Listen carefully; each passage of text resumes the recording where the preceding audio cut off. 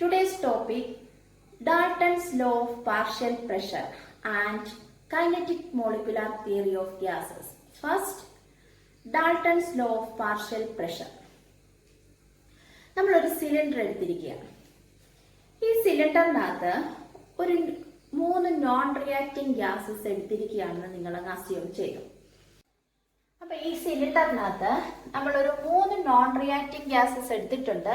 Nitrogen, oxygen, carbon dioxide. ഇവിടുത്തെ volume എന്ന് പറയുന്നത് കോൺസ്റ്റന്റ് ആണ്.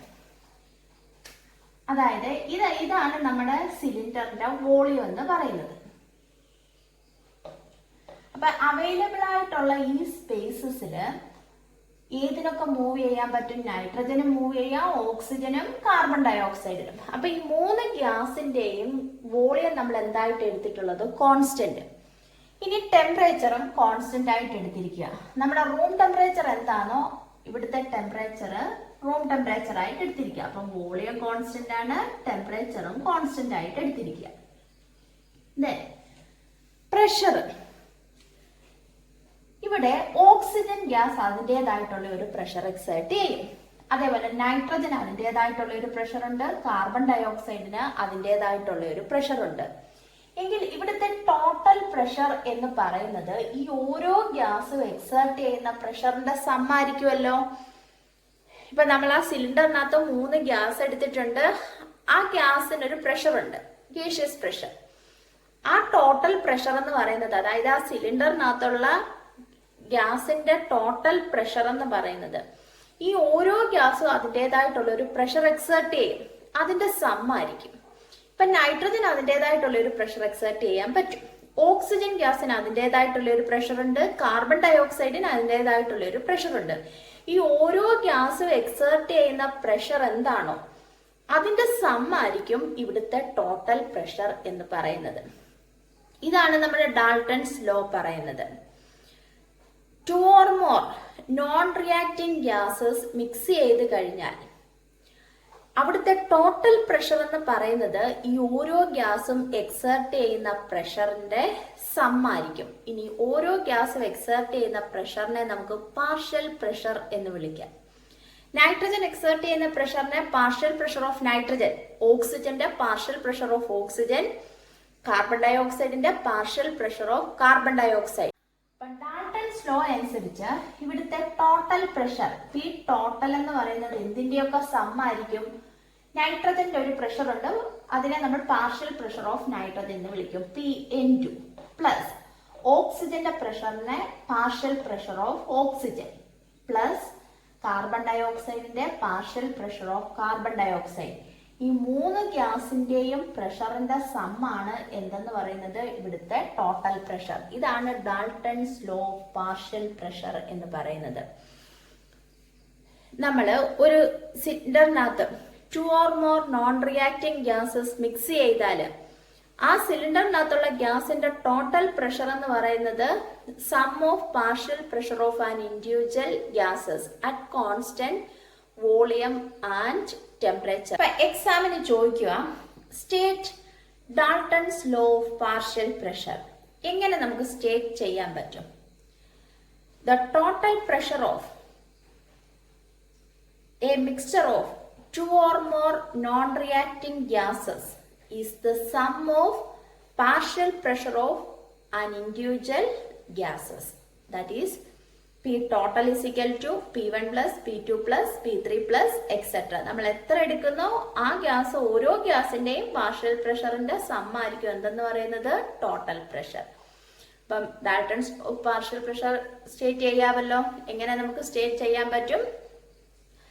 The total pressure of A mixture of non reacting gases is the sum of partial pressure of an individual gases at constant temperature and volume. ഇപ്പൊ നമ്മൾ 2 gas mix ചെയ്തു, അതിന്റെ total pressure എന്ന് പറയുന്നത് P total is equal to P1 plus P2 എന്ന് നമ്മൾ എഴുതി. Then we have an ideal gas equation, PV is equal to nRT. ഇവിടെ നിന്ന് P is equal to nRT by V എന്ന് നമുക്ക് എഴുതാമല്ലോ. എങ്കിൽ partial pressure of the gas, that is P1 is equal to നമുക്ക് എന്തെന്ന് എഴുതാൻ പറ്റും? നമ്പർ ഓഫ് മോൾസ് ഡിഫറെന്റ് ആണ്. കാരണം ഓരോ ഗ്യാസ് എടുക്കുന്നതിന്റെ അളവനുസരിച്ച് നമ്പർ ഓഫ് മോൾസിന് ചേഞ്ച് വരും. അപ്പൊ N1 by V, V constant ആണെന്ന് പറഞ്ഞു, R ഗ്യാസ് കോൺസ്റ്റന്റ് ആണ്, ടെമ്പറേച്ചറും കോൺസ്റ്റന്റ് ആണ്. So P1 is equal to N1 RT by V എന്ന് നമുക്ക് എഴുതാൻ പറ്റും. Then P2 is equal to, ഇവിടെ N2 ചേഞ്ച് വരും, നമ്മൾ എടുക്കുന്നതിനനുസരിച്ചിരിക്കും N2 number of moles. R constant ആണ്, ടെമ്പറേച്ചർ കോൺസ്റ്റന്റ് ആണ്, വോളിയം കോൺസ്റ്റന്റ് ആണ്. So P1 is equal to N1 RT by V and P2 is equal to N2 RT by V എന്ന് നമുക്ക് കിട്ടി. എങ്കിൽ P total is equal to P1 plus P2 എന്നാണല്ലോ. Then substituting the values of P1 and P2. P1 N1 RT by V plus P2 N2 RT by V എന്ന് കിട്ടും. ഈ രണ്ട് ഇക്വേഷനിലും RT by V common ആയതുകൊണ്ട് നമുക്ക് P total equal N1 plus N2 into RT by V എന്ന് നമുക്ക് എടുക്കാം. ഇനി P1 എന്നുള്ളത് ഇക്വേഷൻ 1 ആയിട്ട് എടുക്കുക, P2 ഇക്വേഷൻ 2, P ടോട്ടൽ എന്ന് നമുക്ക് കിട്ടിയ ഇക്വേഷൻ നമ്പർ 3 ആയിട്ട് എടുക്കുക. എങ്കിൽ നമുക്ക് ഇക്വേഷൻ 1/3 എടുക്കാം. ഇക്വേഷൻ 1ന്റെ ലെഫ്റ്റ് സൈഡ് എന്ന് പറയുന്നത് P1 ആണ്. P1 by ഇക്വേഷൻ നമ്പർ 3യുടെ ലെഫ്റ്റ് സൈഡ് P ടോട്ടൽ. അപ്പൊ നമുക്ക് P1 by P total equal. ഇനി P1 എന്ന് പറയുന്നത് N1 RT by V all divided by N1 plus N2 into RT by V എന്നെടുക്കാൻ പറ്റും. ഈ RT by V കട്ട് ചെയ്ത് പോകും. So we get N1 by N1 plus N2 എന്ന് കിട്ടും. P1 by P total is equal to N1 by N2 എന്ന് നമുക്ക് കിട്ടി. Or P1 equal നമുക്ക് എന്തെന്ന് എഴുതാം? ഇത് ക്രോസ് മൾട്ടിപ്ലൈ ചെയ്യാമല്ലോ. P total into N1 by N1 plus N2 എന്ന് കിട്ടും. ഓർ P2 ആണെങ്കിൽ നമുക്ക് എങ്ങനെ എഴുതാൻ പറ്റും? P2 is equal to, similarly P2 is equal to P total into N2 by N1 plus N2 എന്ന് കിട്ടും. ഇതാണ് mathematical expression of Dalton's law of partial pressure. Next topic, kinetic molecular theory of gases. First point പറയുന്നത് gases consist of large number of small identical particles called atoms or molecules. നമ്മളൊരു gas എടുത്തു കഴിഞ്ഞാൽ അത് form ചെയ്തിട്ടുള്ള ഏറ്റവും smallest particles ഉണ്ട്. ആ പാർട്ടിക്കിൾസിനെയാണ് നമ്മൾ എന്തെന്ന് വിളിക്കുന്നത്? Atoms or molecules. അപ്പൊ ഏതൊരു ഗ്യാസ് എടുത്തു കഴിഞ്ഞാലും അത് ഫോം ചെയ്തിട്ടുള്ളത് ഒന്നി ആറ്റംസ് കമ്പൈൻ ചെയ്തായിരിക്കും, അല്ലെങ്കിൽ മോളിക്യൂൾസ് കമ്പൈൻ ചെയ്തായിരിക്കും. Then the actual volume of the molecule is negligible in comparison to the empty spaces between them.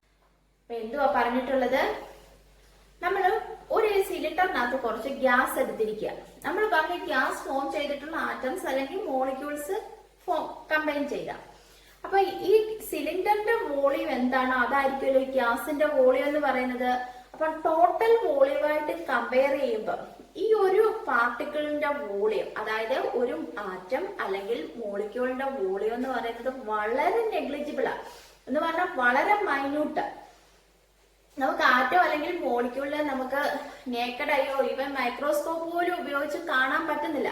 അപ്പൊ ടോട്ടൽ വോളിയമായിട്ട് കമ്പയർ ചെയ്യുന്ന ഉടനെ ഈ ടോട്ടൽ വോളിയം എത്രയാണോ അത്രയും സ്പേസിൽ ഈ പാർട്ടിക്കിൾസിന് മൂവ് ചെയ്യാനായിട്ടുള്ള പോസിബിലിറ്റി ഉണ്ട്. അപ്പൊ ഈ ടോട്ടൽ സ്പേസുമായിട്ട് നോക്കുന്നുണ്ട് ഈ ഒരു ആറ്റം അല്ലെങ്കിൽ മോളിക്യൂളിന്റെ വോളിയം എന്ന് പറയുന്നത് എന്താണെന്നാ പറയുന്നത്? നെഗ്ലിജിബിൾ ആണ്, വളരെ ചെറുതാ. അതുകൊണ്ട് നമുക്ക് അതിന്റെ വോളിയം നെഗ്ലക്ട് ചെയ്യാം എന്നാണ് കൈനറ്റിക് മോളിക്കുലാർ തിയറി പറയുന്നത്. Next point, there is no force of attraction between the particles of a gas at ordinary temperature and pressure. അതായത് നമ്മൾ ഒരു സിലിണ്ടറിനകത്ത് കുറച്ച് ഗ്യാസ് നമ്മുടെ റൂം ടെമ്പറേച്ചറിലും അറ്റ്മോസ്ഫിയറിക് പ്രഷറിലും എടുത്തിരിക്കുക. പ്രഷറും അതേപോലെ ടെമ്പറേച്ചറും ഒരു ചേഞ്ചും ഇല്ല, നമ്മുടെ റൂം ടെമ്പറേച്ചറും അറ്റ്മോസ്ഫിയറിക് പ്രഷറും ആണെന്ന് വെച്ചു. എങ്കിൽ കൈനറ്റിക് മോളിക്കുലാർ തിയറി പറയുന്നത് there is no force of attraction between the particles. Particles എന്ന് പറയുമ്പോൾ ഈ ഗ്യാസ് ഫോം ചെയ്തിട്ടുള്ള ആറ്റംസ് അല്ലെങ്കിൽ മോളിക്യൂൾസ്, ഇത് തമ്മിൽ എന്തില്ല എന്നാ പറയുന്നത്, അട്രാക്ഷൻ ഇല്ല എന്നാണ് കൈനറ്റിക് മോളിക്കുലാർ തിയറി പറയുന്നത്. അപ്പൊ നെക്സ്റ്റ് പോയിന്റ് എന്ന് പറയുന്നത് എന്തായിരുന്നു, there is no force of attraction between the particles of a gas at ordinary temperature and pressure. Next, the particles are in continuous random motion. During this random motion, they collide each other or with the walls of the container. അപ്പൊ next point പറയുന്നത് ഈ ഗ്യാസിനകത്തുള്ള particles continuous ആയിട്ട് എങ്ങനെയാണ്, random മോഷനിലാണ്. അപ്പൊ ഈ move ചെയ്യുന്ന കൂട്ടത്തിൽ ഇത് പരസ്പരം കൂട്ടിയിടിക്കാം. അല്ലെന്നുണ്ടെങ്കിലോ ഈ എടുത്തിട്ടുള്ള വെസലിന്റെ വോൾസേ ചെന്ന് ഇത് എന്ത് ചെയ്യും, കൊളൈഡ് ചെയ്യും. വോൾസേ ചെന്ന് തട്ടിയിട്ട് തെറിച്ചു വരും. പോയിന്റ് എന്താണ് പറഞ്ഞിട്ടുള്ളത്, particles of a gases are in continuous random motion. During the random motion, the particles are collide each other or with the walls of the container. Next പറഞ്ഞിട്ടുള്ളത് ഈ collision എന്ന് പറയുന്നത് perfectly elastic ആണ്. The collision between the particles are elastic. So there is no energy loss. Elastic എന്ന് പറയുമ്പോൾ നമ്മളൊരു ball തറയിലോട്ട് അടിച്ചു കഴിഞ്ഞാല് ഇത് തറയിൽ ചെന്ന് തട്ടിയിട്ട് വീണ്ടും എന്ത് ചെയ്യും, ബൗൺസ് ബാക്ക് ചെയ്യും. അങ്ങനെയുള്ള പ്രോസസ്സിനെയാണ് എന്തെന്ന് പറയുന്നത്, ഇലാസ്റ്റിക് കൊളീഷൻ. അപ്പൊ ഈ രണ്ട് പാർട്ടിക്കിൾസ് തമ്മിൽ കൊളൈഡ് ചെയ്യുവാണെങ്കിൽ, കൂട്ടിയിടിക്കുവാണെങ്കിൽ ഇത് ഇടിച്ചിട്ട് എന്ത് ചെയ്യും, തെറിച്ചു പോകുന്നു. അതേപോലെ വോൾസിൽ ചെന്ന് ഇടിക്കുന്നെങ്കിൽ ആ വോൾസിൽ ചെന്ന് തട്ടിയിട്ട് അത് എന്ത് ചെയ്യും, ബൗൺസ് ബാക്ക് ചെയ്യും. അതിനെയാണ് എന്തെന്ന് പറയുന്നത്, ഇലാസ്റ്റിക് കൊളീഷൻ. ഇലാസ്റ്റിക് കൊളീഷൻ ആണ് എങ്കിൽ അവിടെ എനർജി ലോസ് ഒരിക്കലും വരില്ല എന്നാണ് പറയുന്നത്.